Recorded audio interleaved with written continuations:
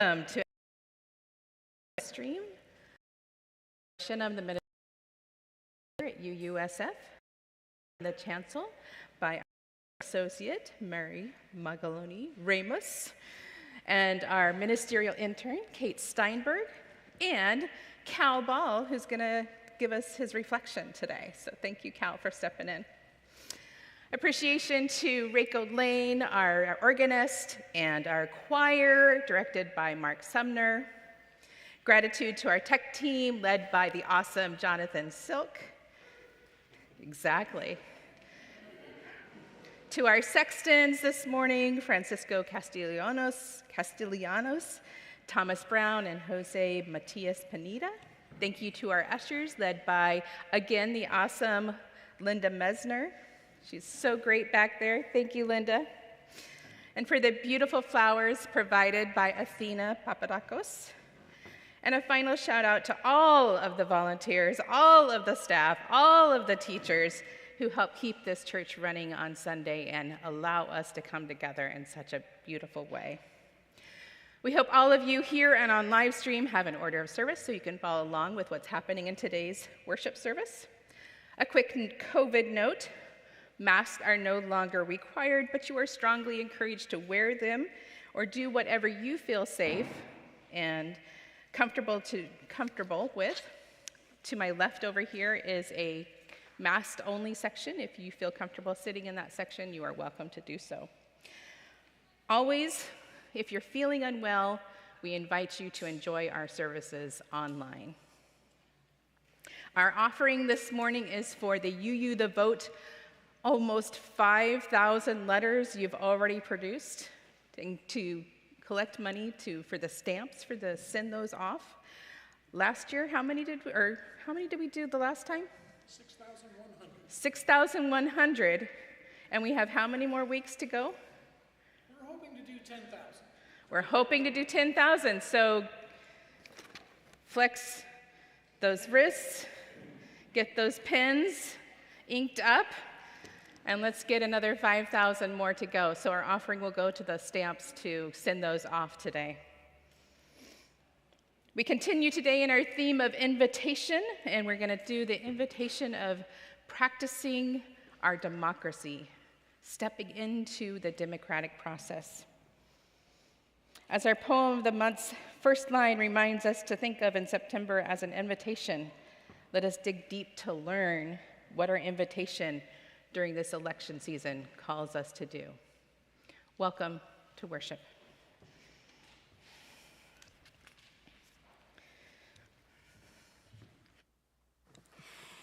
This is the beginning of National Hispanic Month. So as an invitation, I would like to invite you to say the chalice lighting with me today in Spanish.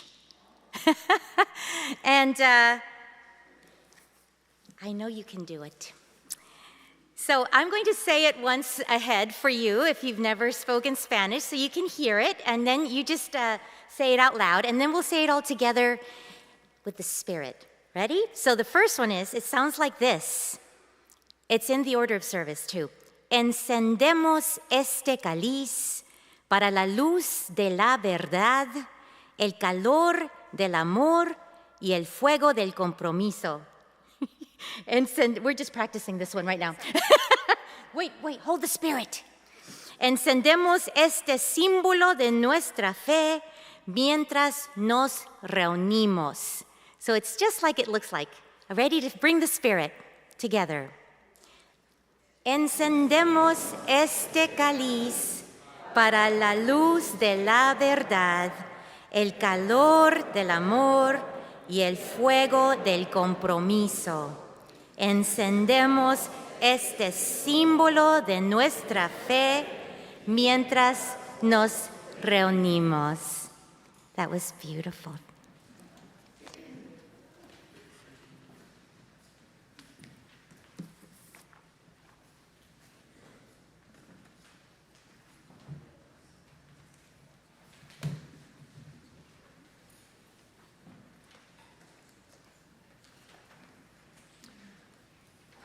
Stand.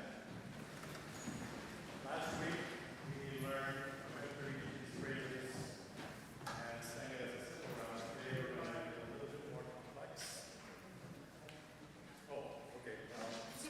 louder. Sorry about that. We will do what we did last week, only we'll make it a little bit more complex.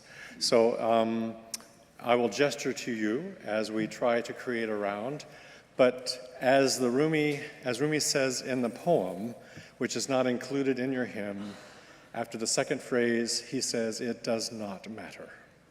So do whatever moves you. We don't have the words at all, or even the number of the hymn listed, so that you can try to embody this, memorize it, learn it, make it something that you can invite yourself to sing at any given moment. So let's give this a nice effort. I've asked the choir to stay in the balcony, and they will try to enhance it in their own way as well. It doesn't matter, do whatever you like, which is kind of normal for you anyway, but that's right. Oh, I'll stay at the mic. Let's all sing it together all the way through once.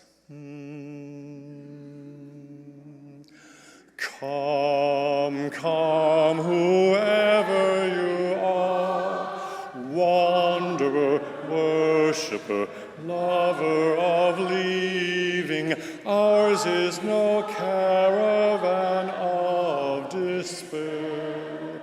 Come, yet again come. Come, come, whoever you are. Come, come, whoever you are.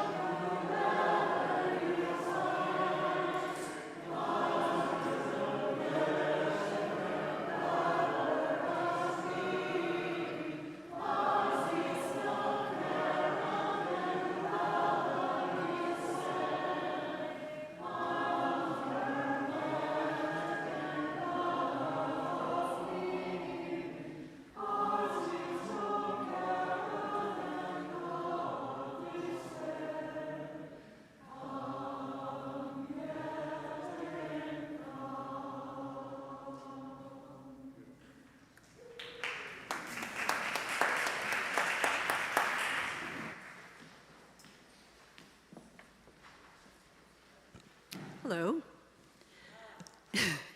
My name is Lucy Smith. I'm a 25-plus year member of this church and currently serve as secretary of the Board of Trustees. If you'd like to see what we do, please come to a board meeting.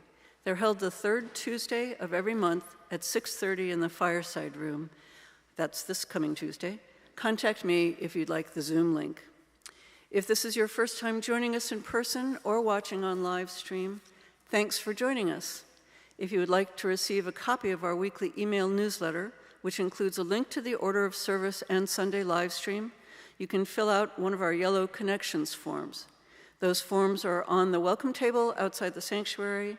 They might be in a pew in front of you, and if you're joining us online, they're available through a link in the order of service or video description of today's service. The order of service lists upcoming events and links to opportunities to connect. Please engage in any or all that are of interest to you. 2 lunchtime events are happening today, so if coming to service makes you hungry, you're in luck. UU the Vote is holding a party for democracy in the Thomas Starr King Room today at 12:30. I know you'll hear more about it.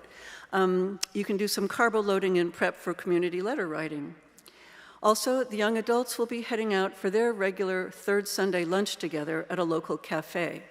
If you're between the ages of 18 and 39 and would like to connect with some lovely people, please join them.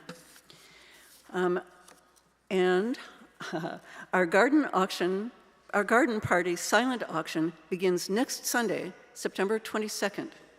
To donate a treasure or activity or party, check out the link in the auction website in your order of service, or visit the auction table in the gallery after services where you can discuss your donation with the committee. The garden party and live auction, the actual event, will be October 20th after services. Get your tickets today at our table in the gallery, or by linking in to the auction website in the order of services.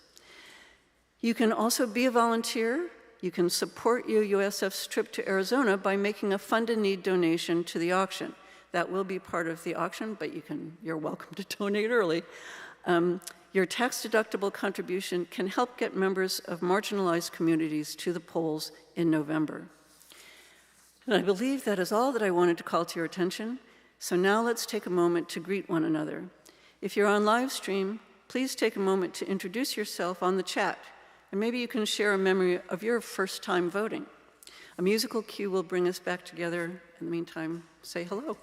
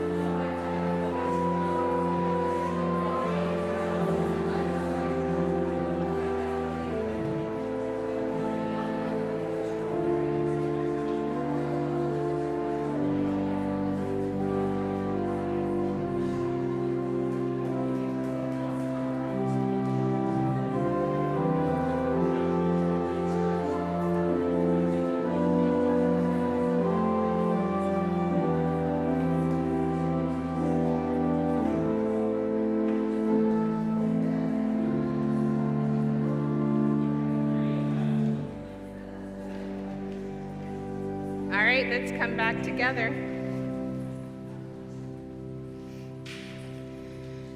So we're back to that time of year where we're telling stories during our worship service. And our story today honors not only the Sermon on Democracy, but do you know what is on Thursday, September 19th? Speak Like a Pirate Day.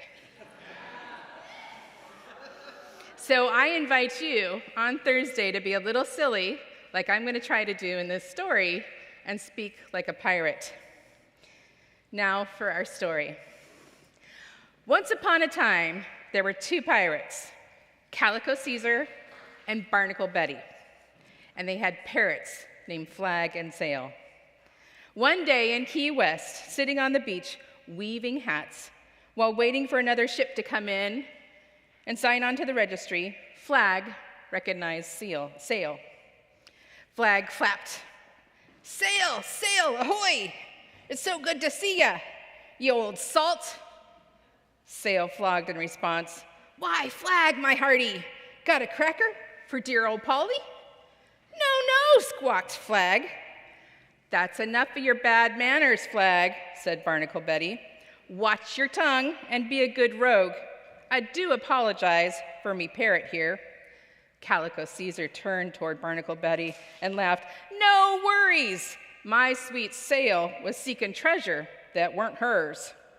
And all four of them, the two pirates and the two parrots, said at once, "Law of the sea, finders keepers, losers weepers," and burst out laughing.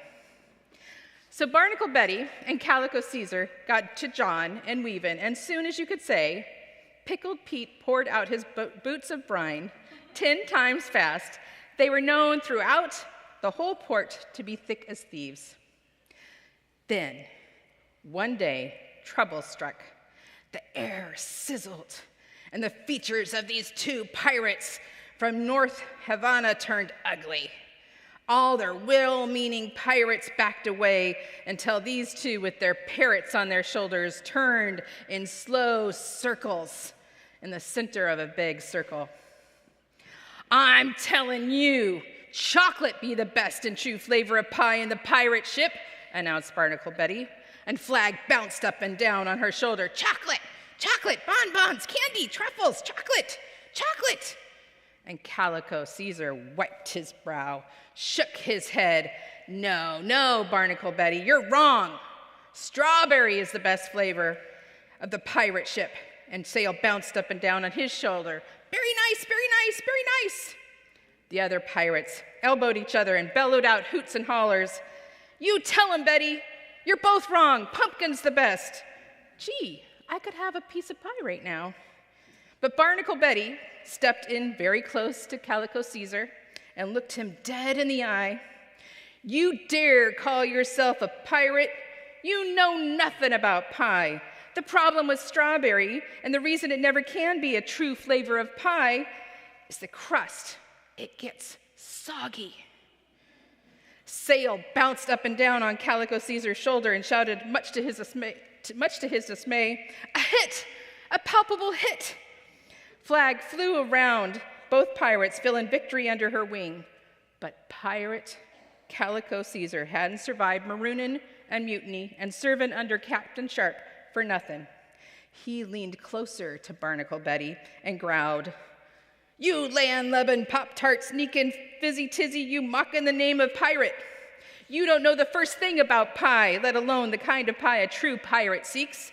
After weeks of nothing but salt beef and salt cod and salt mystery meat, and true pirate wants strawberry pie. And if that isn't possible, a true pirate wants a bit of rhubarb strawberry pie with a flaky crust and steam just rising out of the latticework." Barnacle Betty nudged Calico Caesar and crowed with laughter. "Show me such proof of pie. I can whip up a chocolate pie in a pan off the mainmast and with your mama's approval.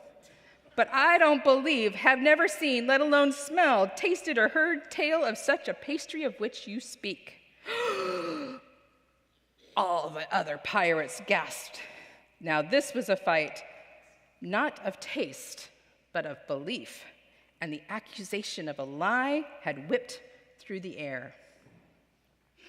When all of a sudden, a funny creature wearing a rusty black coat and some worn socks Clutching to her breast the dread pirate's Robert's Rules of Order broke through the edge of the crowd. Wait, my fellow pirates.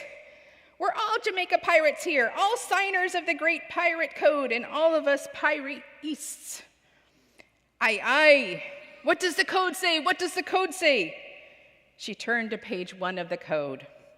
Principle 5 observes that we do things not this way, but with democratic practice. And what wins shall be how we all follow, no matter how any voted. Election! You have heard in favor of chocolate and in favor of strawberry. Are there any other candidates from the floor? Pumpkin! Quince! My pirates, we are indeed pirate-ists, for we care deeply about our pies. Please cast your votes. And the winner is... Actually, all this practicing of democracy has made me kind of hungry. Does anybody want to go get lunch? And the pirates cheered aloud and discovered their rumbly tummies. And they left the field of battle. Betty Barnacle and Calico Caesar on the back patted each other on the back. Can we agree to disagree about pie, friend, and seek the happier subject of chowder? Aye, Barnacle Betty. We can disagree in love for chowder's sake. If I can have your packet of crackers at lunch. Fair enough, friend, fair enough. And they went off and had their lunch. Just remember, all you pirates, whatever your flavor of pie matters less than whether we make enough pie for everyone. And that is our story. Just a reminder to our families that after we say the covenant and sing the doxology, the children will walk out during the second verse of the doxology.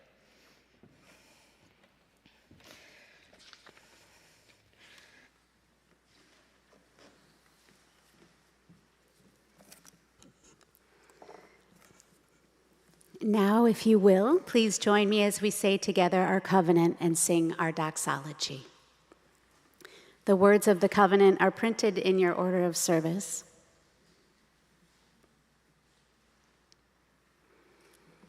Love is the spirit of this church, and service is its prayer. This is our great covenant, to dwell together in peace, to speak the truth in freedom, and to help one another.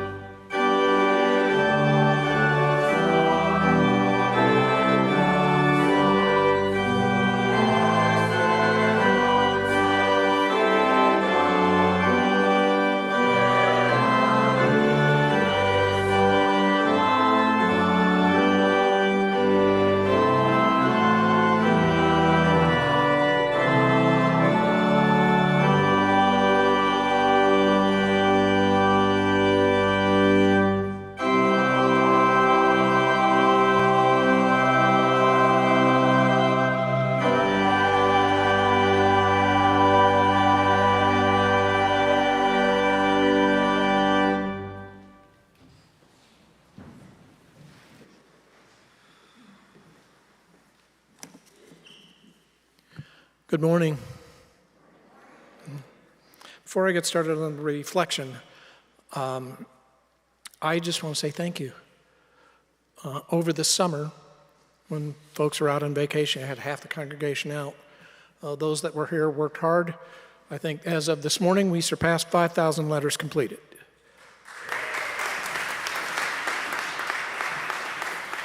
So we got work to do and a ways to go, but I'm feeling very good about it, and I think y'all should too. I retired in 2019, late 2019. So as we shifted into January 2020, I was determined not to sit in California and do nothing, especially after the 4 years that I had just seen and lived through, as did all of us.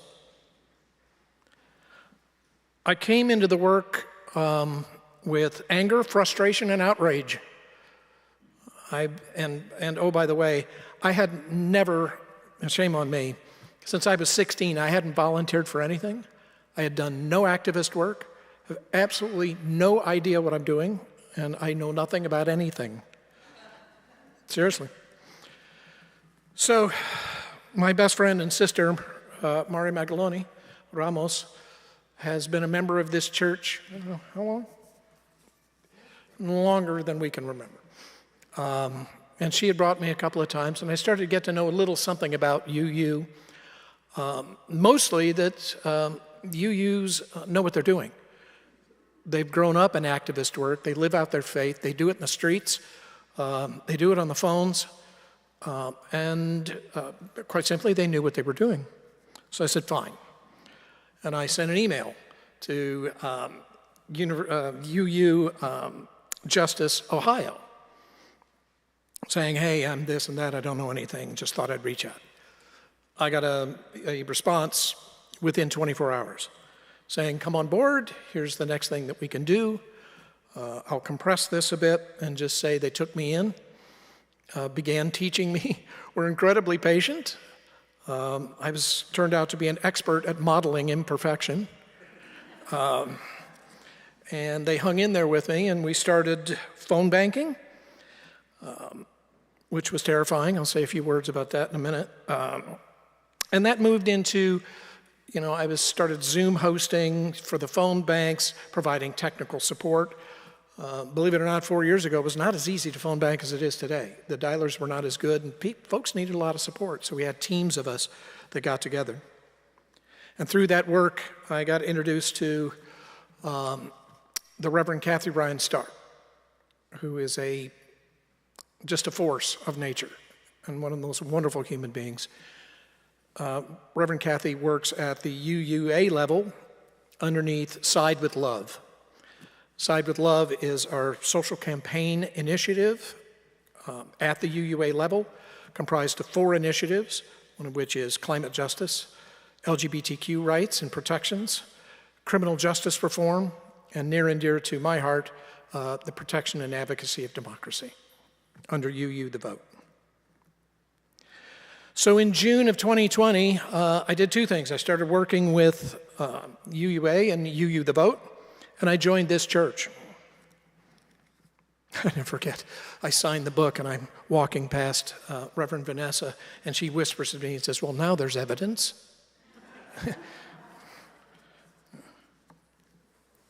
So we started into this work, and I'm learning more and more about it. I'm realizing, okay, we're calling into marginalized and underserved communities. We're conducting these phone banks. We're doing webinars. We're trying to build our leadership and build our skills. And as we got started, Reverend Kathy told us a parable, I guess that's what I will call it, that I live with, which is, and some of y'all have heard this, it's about honeybees.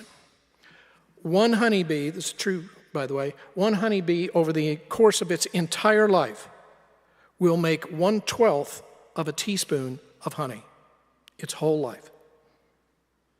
Well, we know what happens when you get thousands of millions of honeybees together. You get gallons. I remember going into this work, UU, the Vote had hired a political director, Jason Hicks, who was not a UU, but an absolute political expert, young man. And he sort of looked us in the eye and gave us the truth. He says, this is hard work. This is hard work. If you're not getting turned down more than half the time, you're not calling enough.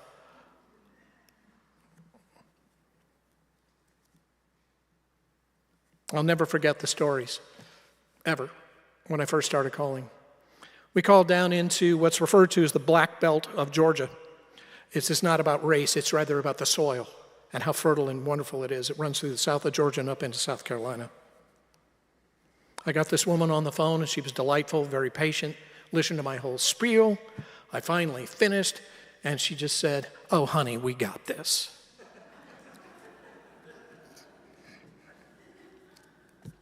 Calling into Florida, and I get this young man. This is always fun when you get the young folk. He must have been 25, 26. I get in my spiel, and he interrupts me. He says, "Dude, I know where my polling place is, man. I'm taking my sister, I'm taking my girlfriend, I'm taking my mother, I'm taking my girlfriend's mother. We're all going together." Another one that gets you in the heart. I did speak to a woman in Texas. She was very nice, actually. Got through the spiel and all of that. And then she said, "Where are you calling from?" I go, "Well, I'll be honest with you, ma'am. I'm calling from California." "Oh, my Lord. Y'all are ruining my state. A couple of y'all just moved in across the street from me, bringing their wines and fancy cheeses." Thank you. Then that call happens where you get the person on the phone and you say, "Are you registered to vote?" "Well, I was at one time." "Well, when's the last time you checked?" "Well, it's been a while." "All right, would you mind if I check for you?" She goes, "No, not at all." And you collect some information. You're armed with a website where you can go. This is in Georgia. I said, "Well, I don't see that you're registered here. When's the last time you voted?" "Well, I don't really recall, but I'd like to vote in this election." I said, "All right, let me help you here. I'm going to send you a link to where you can vote, where you can register, rather. You can do that online and get that done." And she said, "Well, I want to thank you so much for making this call. I appreciate it. And I'm going to take care of this right now. And then I'm going to go and vote."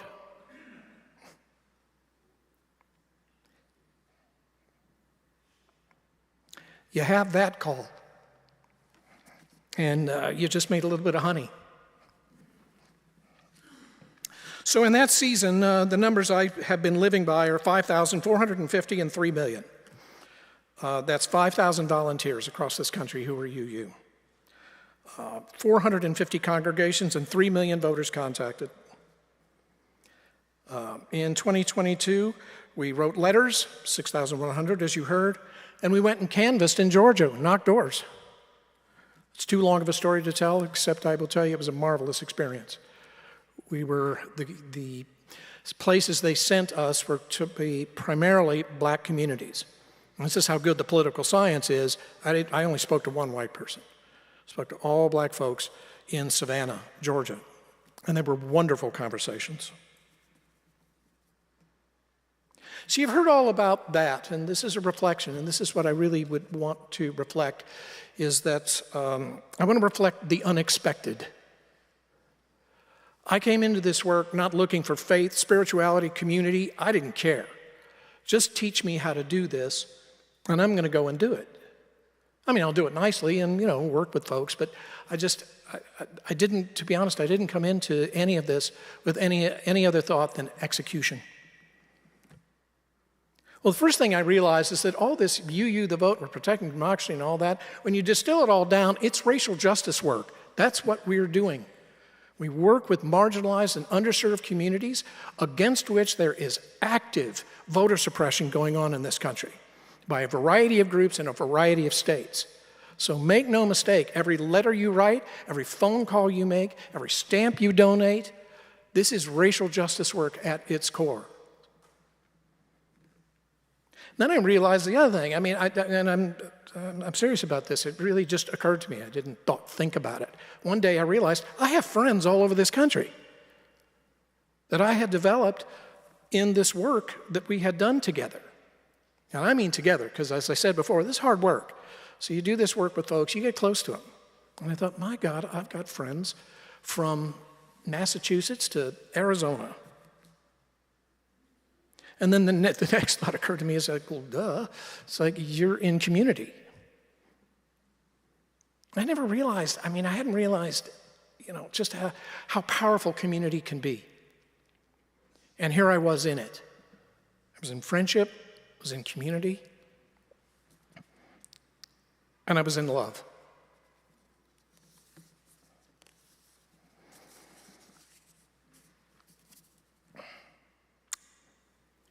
I have come to love this place, this space, these values that bind us, that nourish us, that commit us to staying in touch with and living out the better angels of our nature, to borrow from Abraham Lincoln.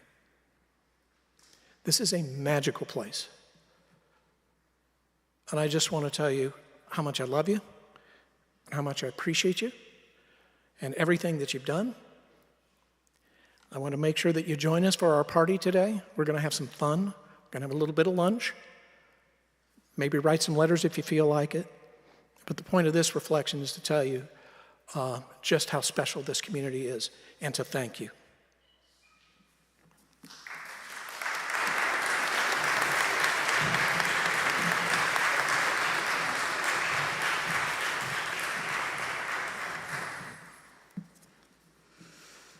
And speaking of love and community, this is amazing. The choir is going to be singing a musical version in English of a poem by Pablo Neruda called Soneto de la Noche, which is Night Sonnet. And I was invited to read you the poem in Spanish first. You'll be hearing the words in English. Pablo Neruda poem. Soneta de la Noche.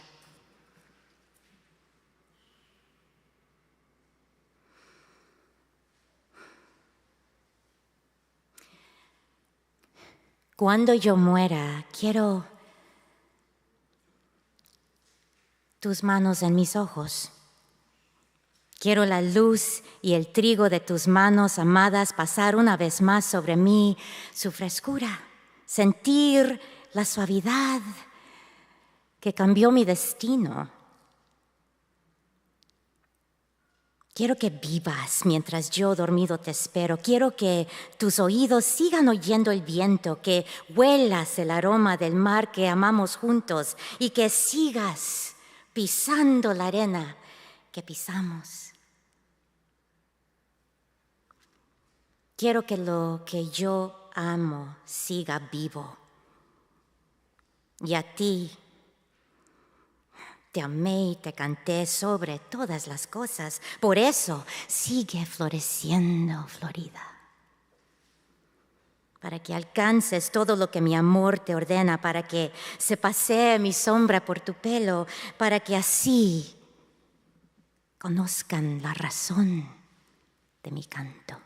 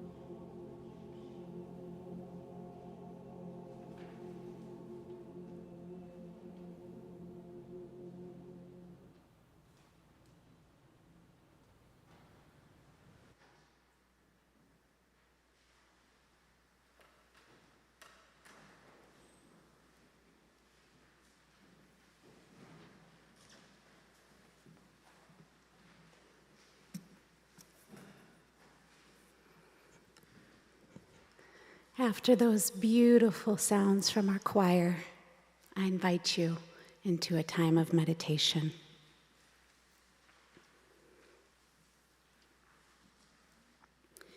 Let's begin by settling in to your seat, loosening your shoulders, planting your feet firmly on the ground if that's comfortable. Take a deep breath in. And as you breathe out, let your shoulders sink down even more. All you have to do right now is breathe. If you feel safe to do so, close your eyes.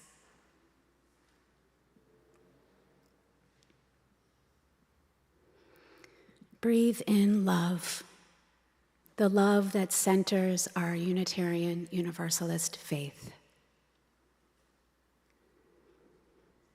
Breathing out, let that love hold you. Breathe in interdependence. Know that in this space we all breathe together and are connected in that breath.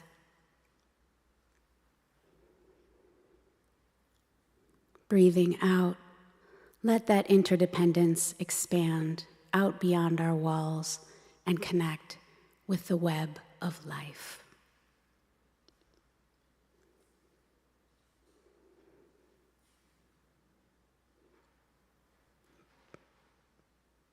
Breathe in diversity, recognizing the beauty of our world and the sacredness of that beauty.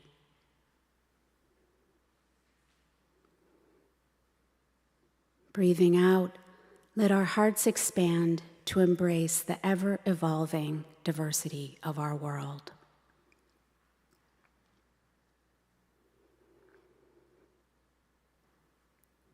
Breathe in justice, understanding the commitment deep within us to the freedom of all.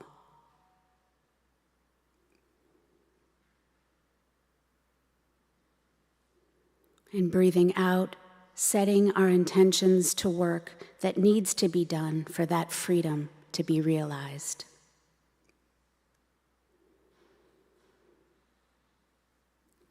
Continue to breathe in transformation, allowing ourselves to accept change as a constant in our world. And breathing out, we release our fear and resistance to change. Breathe in equity, declaring in our hearts the worth and dignity of all beings.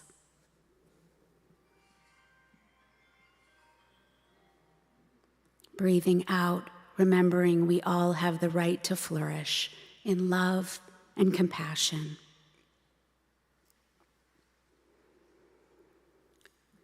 Breathe in generosity, cultivating a deep sense of gratitude for all of our blessings. And breathing out the hope that those blessings and love will be extended to all who are suffering.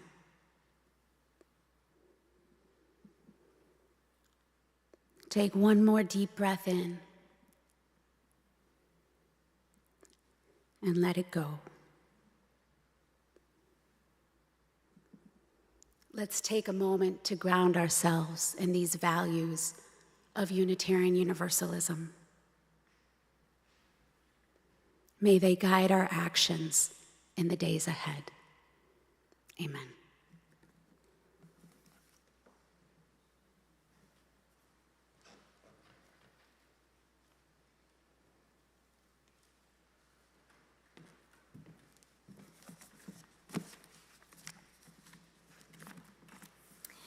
You've heard a lot about UU the vote, and our offering today will benefit UU the vote, specifically the stamps used for the thousands of letters that will be sent out. You can just imagine how much that's going to cost. We launched a bold initiative to move Unitarian Universalists to organize communities around our values and principles. And we created UU the Vote to challenge white supremacy and fascism and to unite communities around faith-based goals and values. So please donate generously. We do need the stamps for those beautiful letters we're sending out. And please, we would love to see you at the Party for Democracy to celebrate our wonderful work together and each other. Your donations will now be given and very gratefully received.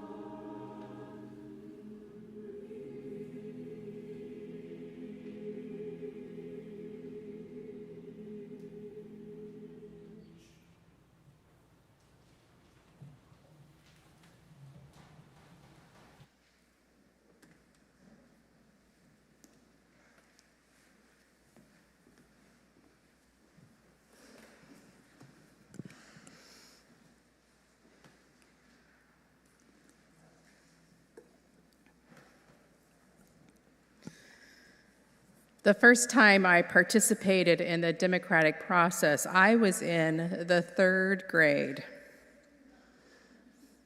Our teacher handed out the weekly reader. How many people remember the weekly reader? It had the ballot for the 1980 presidential election. The candidates were Ronald Reagan and Jimmy Carter. I remember reading the paragraph of facts about each candidate and looking at their pictures. And I thought to myself, Ronald Reagan looks like a kind grandpa, and he likes jelly beans. That's my pick. I proudly marked the box and handed it in. The teacher tallied the vote, and Reagan was the clear winner. Then a few short days later, the nation voted, and their pick for president, again, was Reagan.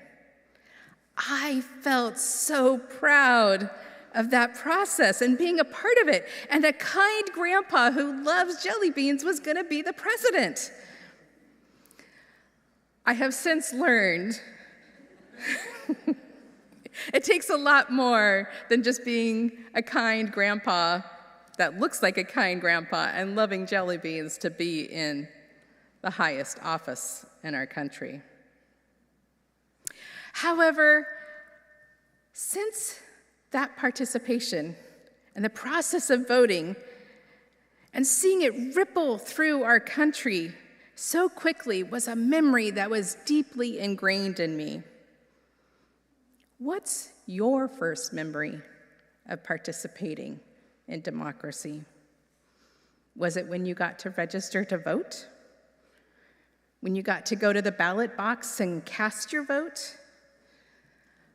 I love the ease of the mail-in vote, but there is nothing more affirming than walking into a polling place, stepping into that booth, and casting your vote. I remember taking my small children, and as they danced around my legs and did all the stuff that small children did, Mommy, all of that stuff, and I'm sitting there trying to cast my vote. Those were the days. And I loved getting the sticker afterwards, right? The I voted sticker, and I wasn't going to give it to any of my kids. I got extra ones for them because I was proud of that sticker. It's easy to forget the privilege we have to vote for what is important in our country, whether it be issues or candidates. That we actually have a say in how and who runs our country is foundational to what it means to live in the United States. To know our country was created with the core values of democracy at its center, and to know that some of the founding fathers were Unitarian, Universalist, or as we might sometimes say, Unitarian Universalist adjacent. It's something to remember and ground ourselves in as we think about how we want to participate in this election season. What are those core values of democracy, and how do they align with our Unitarian Universalist values? And then what do they call us to do? These democratic core values that I'm about to name were identified by Learning to Give, which is an organization that helps youth determine how to identify what they care about and how they can contribute their time, talent, and treasure to that cause. The list they created came from looking at the Declaration of Independence, the United States Constitution, and other significant documents and speeches of our nation. There are 10. I want you to listen to these core democratic values and think about how they're being lifted up or maybe suppressed in our current society. Number 1, life. Each citizen has the right to the protection of their life. Number 2, liberty. Liberty includes the freedom to believe what you want, freedom to choose your own friends, and to have your own ideas and opinions, to express your ideas in public, the right for people to meet in groups, and the right to have any lawful job or business. Number 3, pursuit of happiness. Each citizen can find their happiness in their own way, so long as they do not step on the rights of others. Number 4, justice. All people should be treated fairly in getting advantages and disadvantages of our country.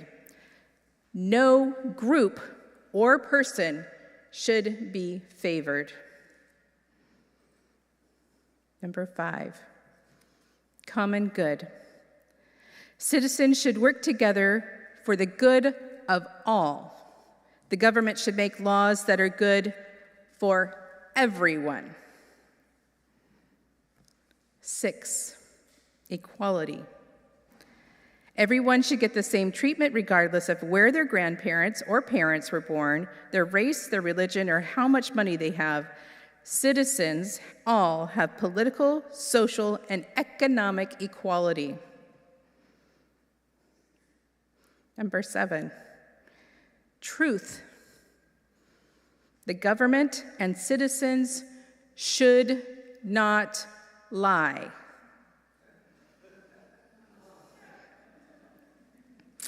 Number 8, diversity. Differences in language, dress, food, where parents or grandparents were born, race, and religion are not only allowed, but accepted as important.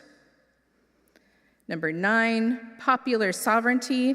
The power of the government comes from the people, not from a person. And number 10, patriotism. This means having a devotion to our country and the core democratic values in what we say and in what we do.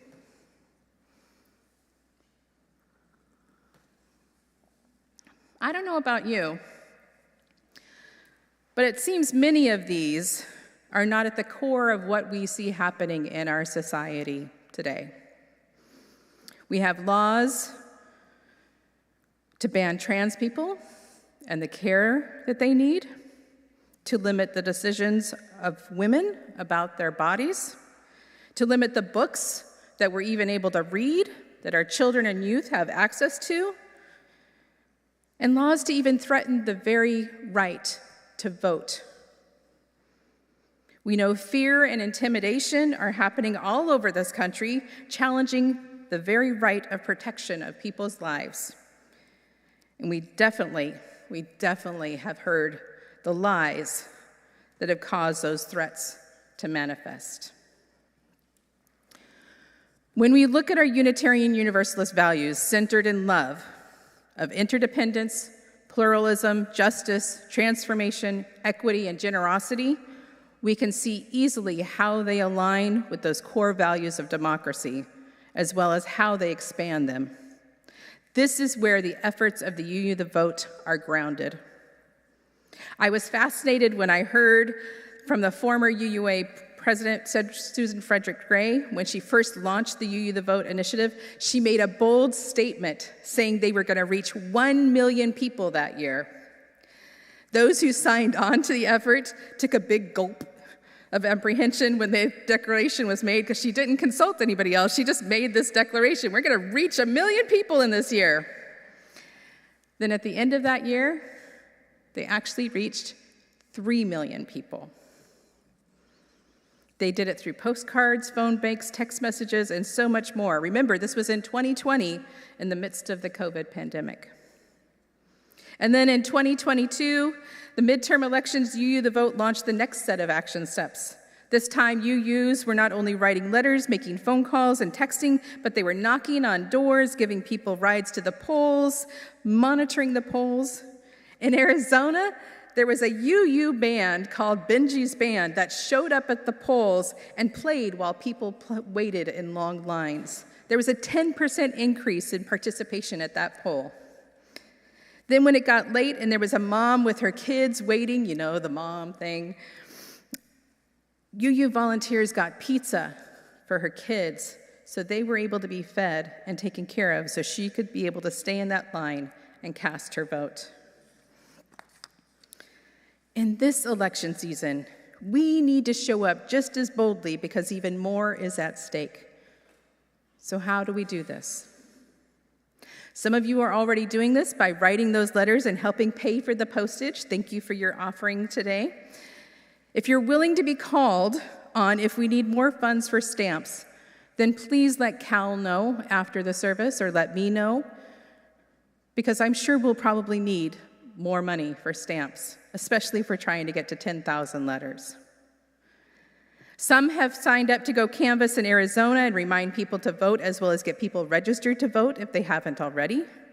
To support this effort, be sure to attend the church auction garden party, where the fund in need will go towards helping people get to Arizona. And you can make donations to that even before then, so you don't have to actually be at the auction, although we want you to be at the auction. If you go to uuthevote.org, you can sign up for a phone bank. make phone calls to people. There's one every week until the week of the election. You can pick which one works best for you. If you want to stretch yourself a little bit more, you can become a poll worker and help people actually come to the polls and not have a judgmental presence when they cast their vote. And you can find out how to do that at uuthevote.org as well. Make sure you vote and educate yourself about issues and candidates and who you're voting for.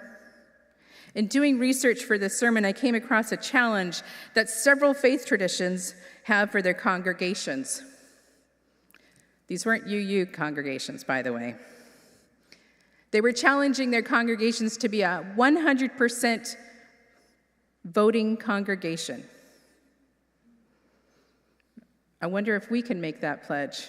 Can we do that? Can 100% of us go out and vote and participate?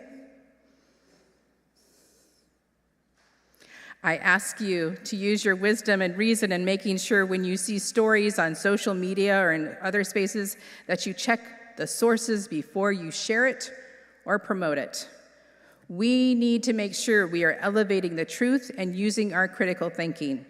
It is easy to get caught up in stories that promote a dramatic response, and they are also dangerous, as we've seen play out in Ohio in this past week. We need to be in the place, as Michelle Obama said recently at the Democratic National Convention, to conquer the demons of fear, division, and hate. We are called through our UU values to do this and more. Most importantly, we have covenanted to build and sustain fully inclusive communities. I think late Congressman John Lewis summed it up the best when he said, "We may have come here on different ships, but we are all in the same boat now. So it doesn't matter if we're Black or white, Latinos, Asian Americans, or Native American, gay or straight, we are one people, we are one family, and we all live in the same house." This means we are called just as equally not to vilify or demonize others. We are called to step into relationships, to find common good, and to see the humanity in each other, even when we disagree. Oprah Winfrey, in her DNC convention speech, reminds us we are called to do hard work and heart work. Instead of finding ways to build a metaphorical fence, we need to find ways to connect and set politics aside. Because one thing I know, no matter what happens on Election Day, we still have to live together the next day, the next weeks, the next months, and the next years. And we still have to live into the core values of democracy and our UU values. Until we figure out how to be what Michelle Obama calls the antidote to fear and division, we will continue to have work to do within ourselves and within our communities.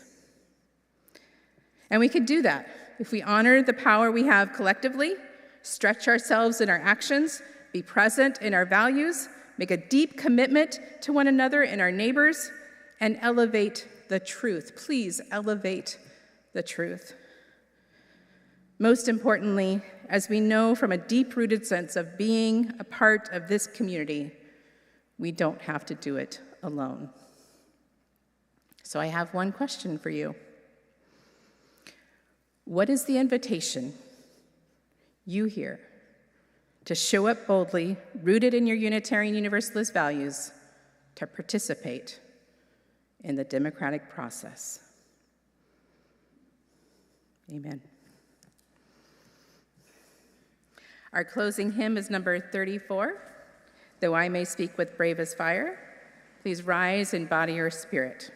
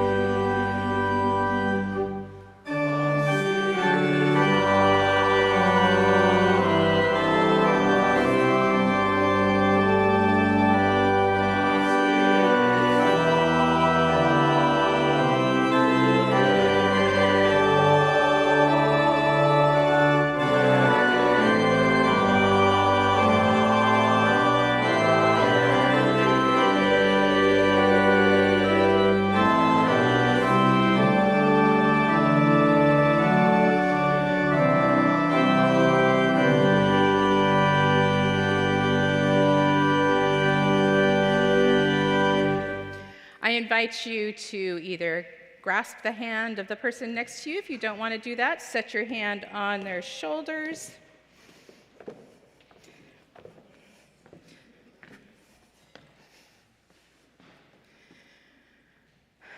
May we boldly go out into our day, holding the core values of the democratic process, grounded in our UU values and centered in love.